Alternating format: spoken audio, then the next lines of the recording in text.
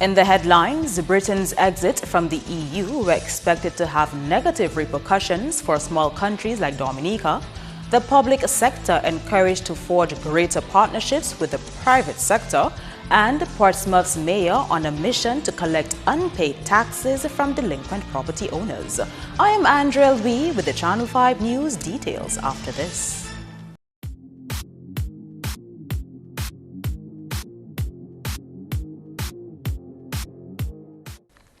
Thank you for staying with us. First up, Britain's vote to leave the European Union is likely to have negative implications for small economies like that of Dominica, which rely on development assistance from the European Union.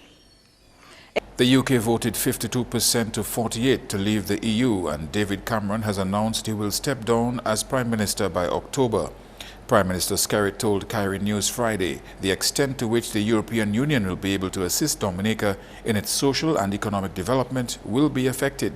I mean, we have about 2 or 3 financing packages outstanding from the European Union. I mean, we're talking about significant sums. One of which is, I believe, about 8.9 million euros. Which we have been promised from the European Union as a result of Tropical Storm Erica.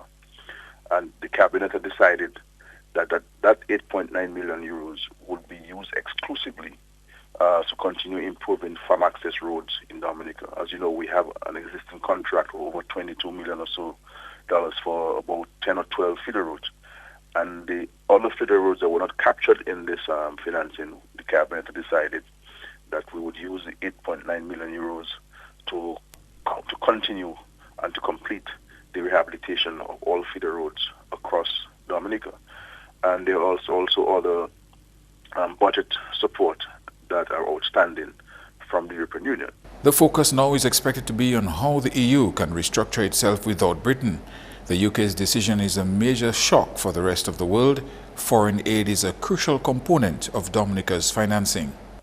I can't recall a time when we did not need the assistance from our friendly partners. If you look at our country, from our independence to now, grant aid has played and continues to play a very important role, because as I've been saying to the Dominican population, that the taxes which we pay, or the revenue which we collect from the taxes which we pay, will always be insufficient to address the needs and the demands of the Dominican people. And therefore, we've had to cultivate very strong diplomatic relationships with our traditional and emerging friends. And that has been very helpful, particularly over the last 16 years this government has been in office. So, but that notwithstanding, we always have had the ability to, in many respects, almost make some magic. So I have no doubt that we will find other means. In more top stories, if the public sector wants to increase its contribution to the country's economy, more public-private sector partnerships would be a driving factor. That's the view of Prime Minister Roosevelt Skerritt, who is the minister responsible for the public service. He addressed a ceremony to launch the Public Service Day this week. The 2014-2018 Growth and Social Protection Strategy highlights the need for the public sector to continue to be a significant contributor to Dominica's socio-economic development.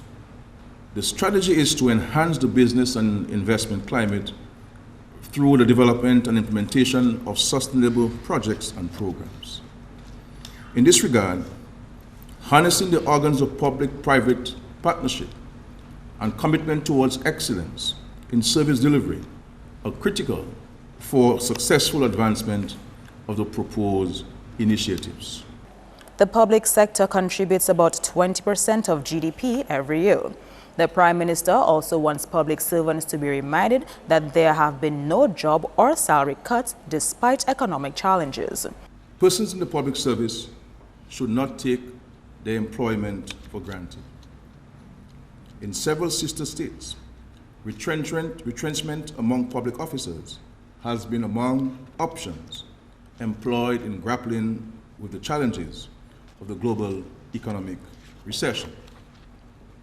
I would like to use this opportunity to appeal to all public officers to be mindful of the need to offer quality service to members of the public whose interests we are committed to serving. This year's theme for Public Service Day is Embracing the Challenge, Rethink, Rebuild, Reform. On to Portsmouth now. Fresh from a mission in Canada, Portsmouth's Mayor Titus Francis is preparing to clamp down on property tax delinquency. Here is that report.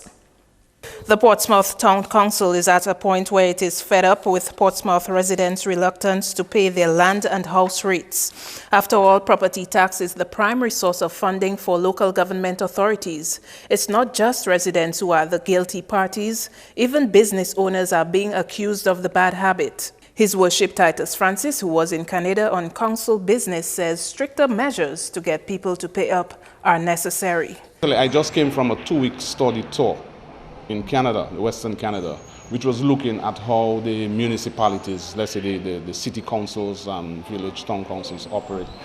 And they too have problems in collecting property taxes, but they have enforcement approaches which will get people to pay those taxes. So that is one of the things we'll be looking at.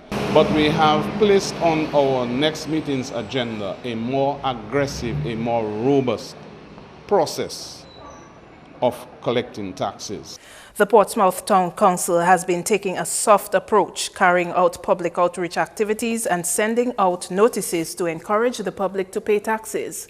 Former Mayor Julian Brewster said recently that little development had taken place under Francis's leadership of the council. But to Francis's credit, Brewster said he was aware that the council is being owed significant sums of money, which was making its work ineffective. In response to that, Francis agrees that the council is not meeting its objectives because of this challenge. We do not want to sound rough, but if it means taking the last recourse, which may be going to court or publishing names of defaulters, we will do it. When you pay your property taxes in Portsmouth, that money does not go to the government treasury. That money comes directly to the Portsmouth Town Council for the development of the town of Portsmouth. And if people understand that, then I believe we will get more results out of people paying their taxes. I always say that our accomplishment in the council may not be tangible, but one of our biggest challenges was that of reorganizing an institution that would function as a business. So a lot of focus has been placed on internal operations, record keeping, proper management processes and systems and those kind of things.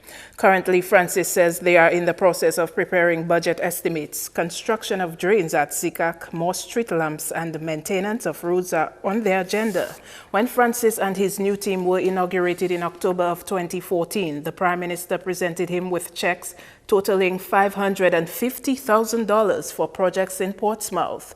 Francis's term ends in 2017. Idona John Baptist, Channel 5 News.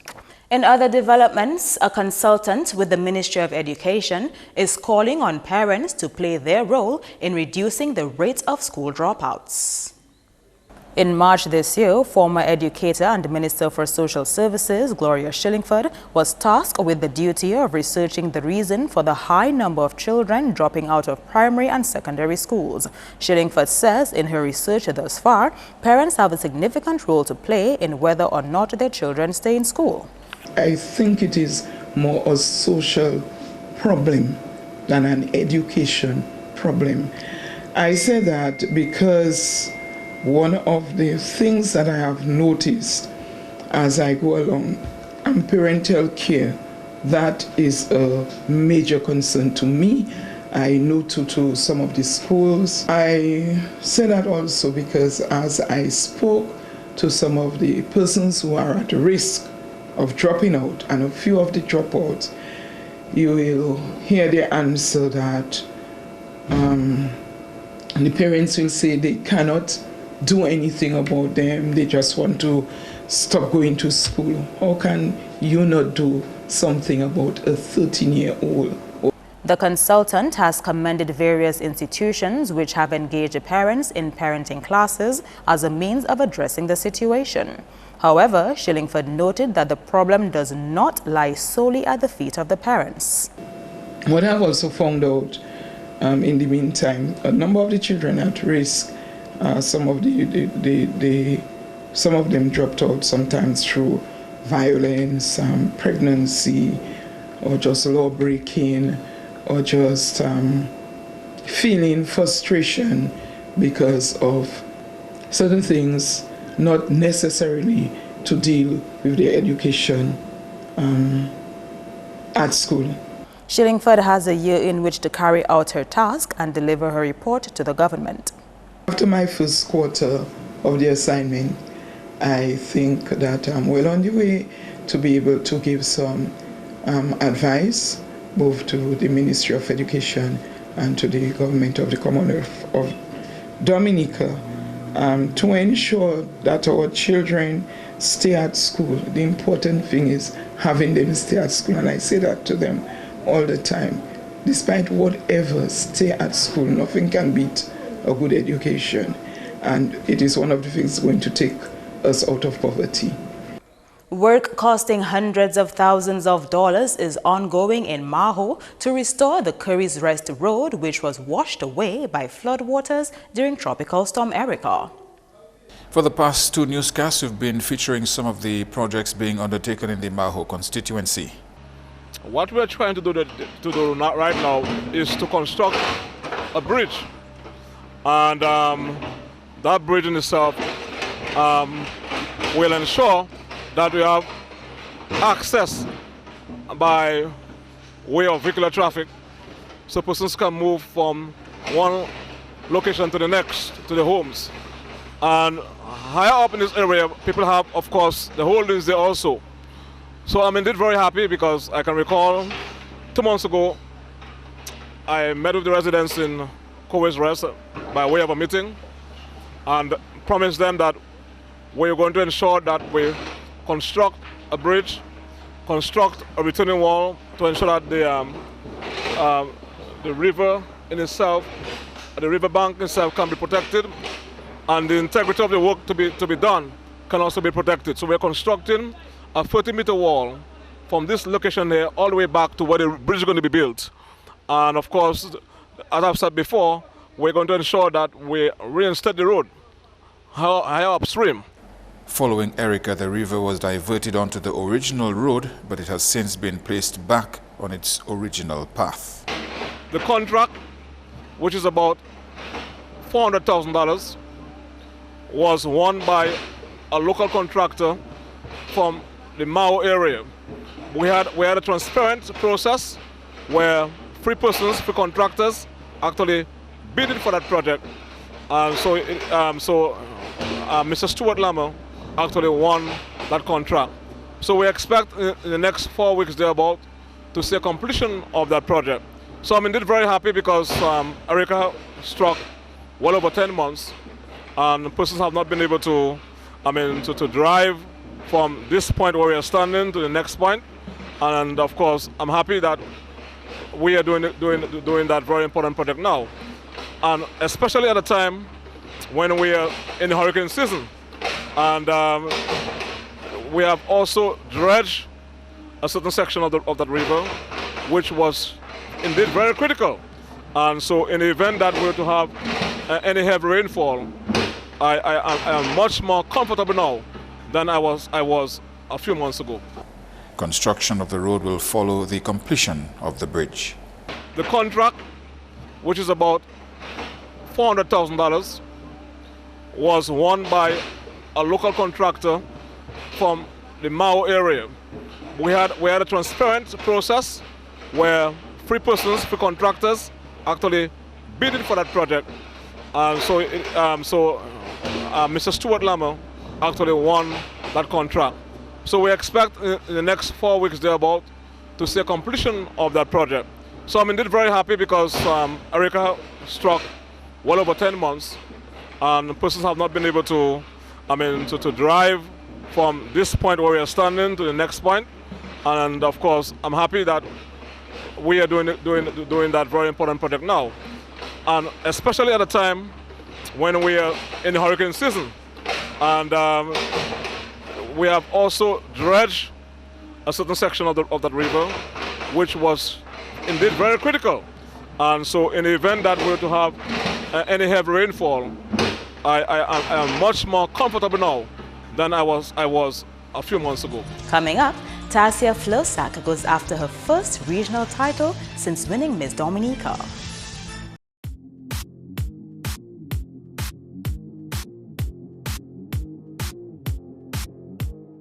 Welcome back. The court has ordered that Reginald Mann be medically examined by a psychiatrist before he is sentenced. This after he pleaded guilty to the murder of his brother-in-law Glenroy Lockhart in December 2013. Mann and his wife Tricia Lockhart Mann were in a confrontation when he tried to stab her. The deceased, Glenroy Lockhart, told Mann to make this the last time he would put his hand on his sister. A fight ensued. Mann, who was already armed with a knife, inflicted several wounds to the body of the deceased. His lawyer Wayne Norde and Mann's brother Cecil Joseph told the court that the accused was remorseful for his actions. Mann, in tears, also apologized to the family of the deceased. Justice Earl Thomas called the act brutal and heinous and placed the notional sentence of 24 years, which when reduced by the mandatory 1/3 came down to 16 years, which will commence from Mann's incarceration in 2013. The Bureau of Gender Affairs is revamping its activities for celebrating Orange Day. Orange Day forms part of the United Nations Secretary General's campaign Unite to end the violence against women and girls. It is recognized on the 25th of every month. Acting Director of the Bureau of Gender Affairs says this month's Orange Day will feature a project inspired by the creativity of school children. This month in particular, we are launching an anti-gender-based violence song. As part of the program last year for the 16 days of activism, I'm certain that you can remember, we had a number of activities. We had the silent protests, we had the raising of the balloons, we had cheerleading in Paybush. So a lot of little chants came out of that from the children, and we realized that the children started getting excited and start producing these on-the-spot songs. So what we decided to do, we have on staff our office attendant who is also involved in the music industry. So he pulled these songs together, these chants together, and made this song that we can use throughout our campaign, especially when we're engaging the youth and children. Orange Day for the next 2 months will also see the launching of 2 new initiatives. Next month we'll be launching posters that we can use in public spaces, reminding people of the type of society that we want, the type of society where men can also share responsibilities, where men, when men can appreciate and respect our women and not see them as objects. And we want to bombard the public with the message that Dominica we promote Dominica as a peaceful and as an incident-free nature island, so we should live up to that expectation which is expected of us from the outside world. And then we also want to launch a book. We're doing a book with a gender equality book that promotes the whole idea of this society where men and women, boys and girls can live equally, also how the children themselves can respond. Paul says during the time Dominica has been observing Orange Day, there's been increased awareness of the event and its meaning. So I think we are making, even if it's a slow process, slow is good sometimes.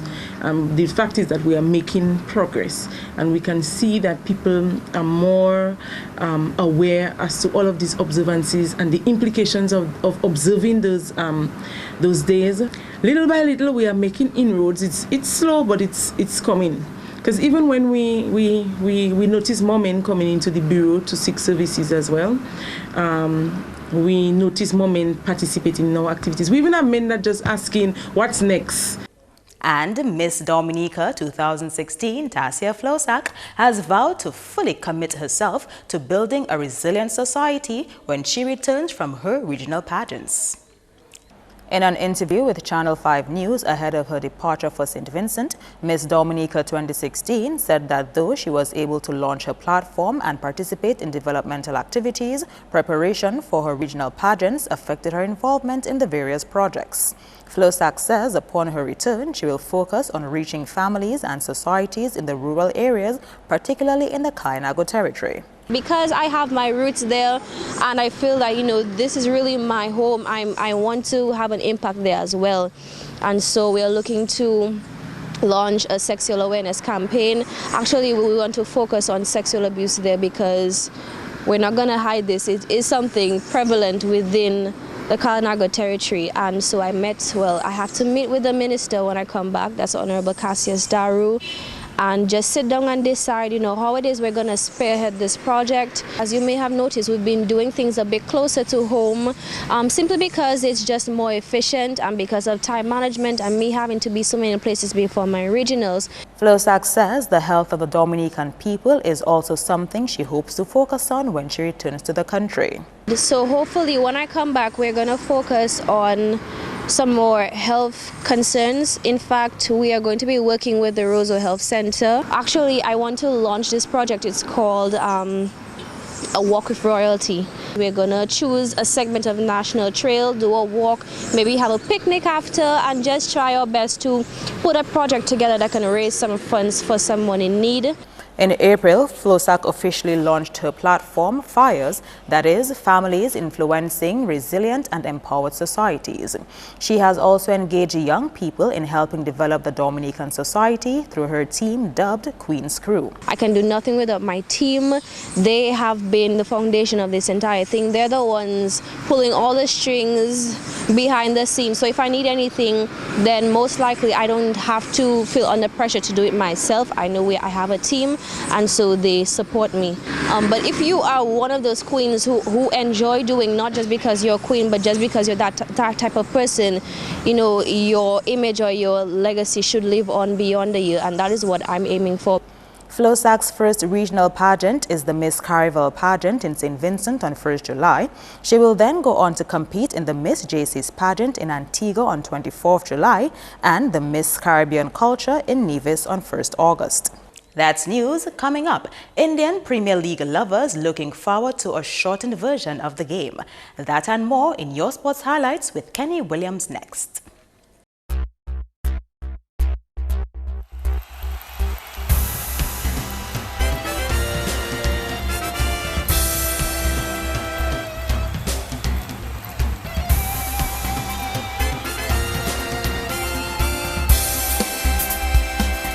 First up in sports, Indian Premier League lovers will have something to look forward to as a shortened version of the game is expected to be held in September each year.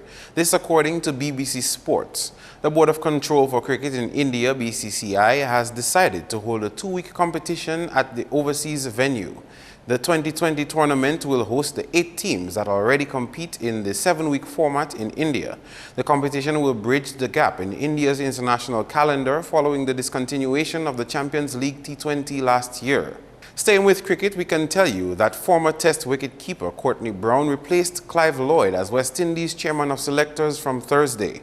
Reports are unclear at the moment as to whether Lloyd, who had been in the role since August 2014, had stepped down of his own or been sacked.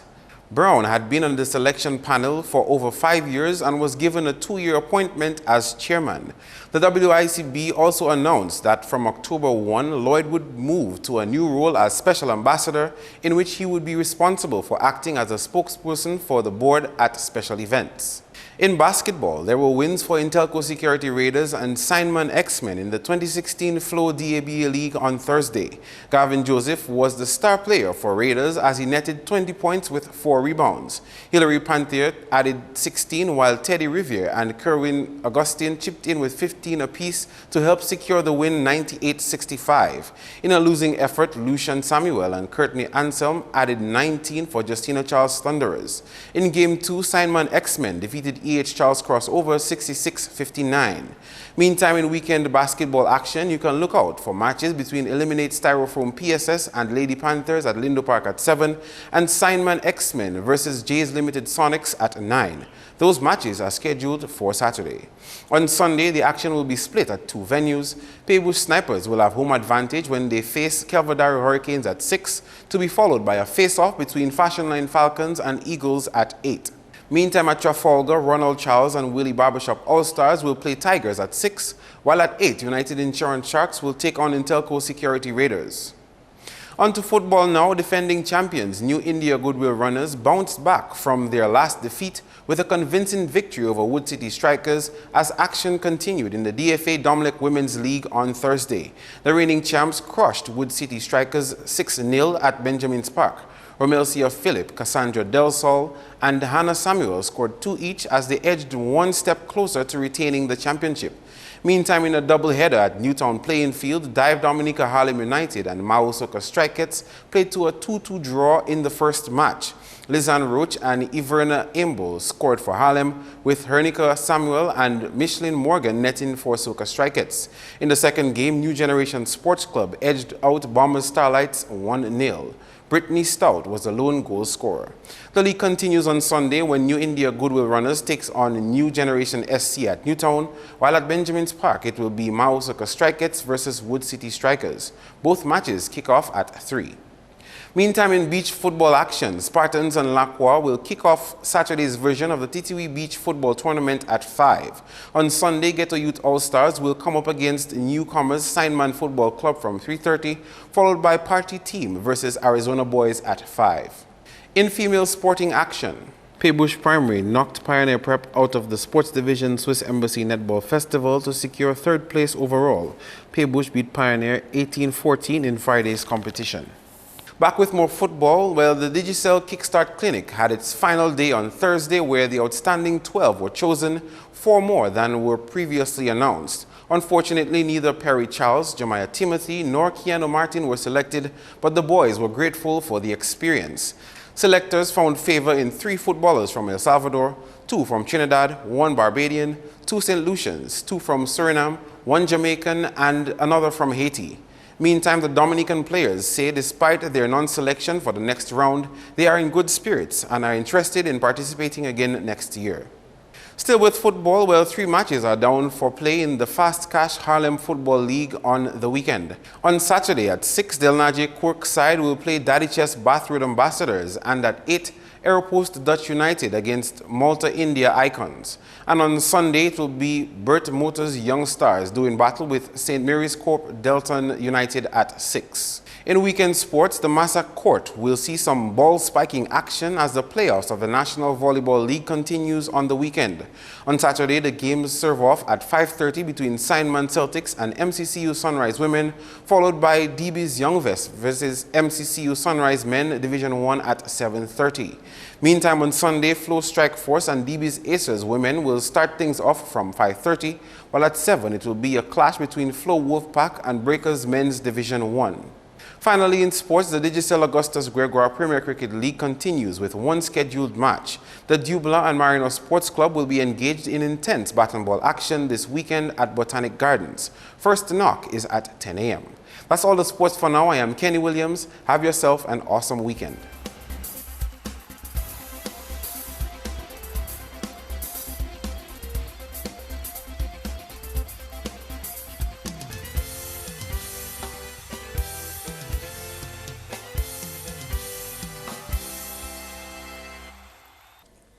And you guessed it, we could be looking at a rainy weekend. Your weather report is next. Good evening and welcome to tonight's weather broadcast. I am your presenter, Annie Correct Joseph. We start off this evening by taking a look at some earlier infrared satellite imagery, and what it showed is this area of convection associated with a tropical wave currently affecting the region. Visible satellite imagery showed multi-layered clouds associated with this tropical wave. Radar imagery indicated some scattered showers across portions of the Windward Islands. Conditions for tonight, partly cloudy to cloudy with some scattered showers. Tomorrow, the Atlantic high pressure system will re-establish itself, and this will result in partly cloudy skies with brief showers. Sea conditions tomorrow, moderate in open water with waves up to 7 feet. Taking a look at the extended forecast, again tomorrow Saturday, partly cloudy skies with brief showers. Sunday and Monday, partly cloudy to occasionally cloudy skies with some brief scattered showers.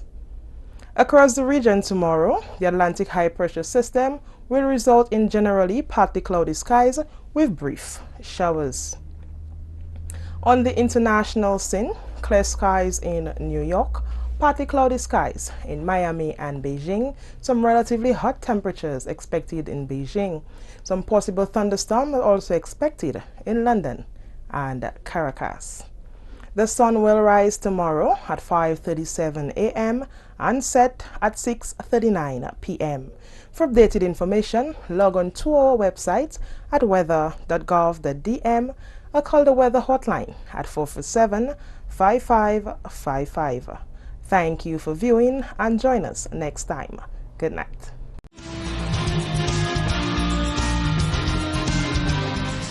To end the news, the headlines again.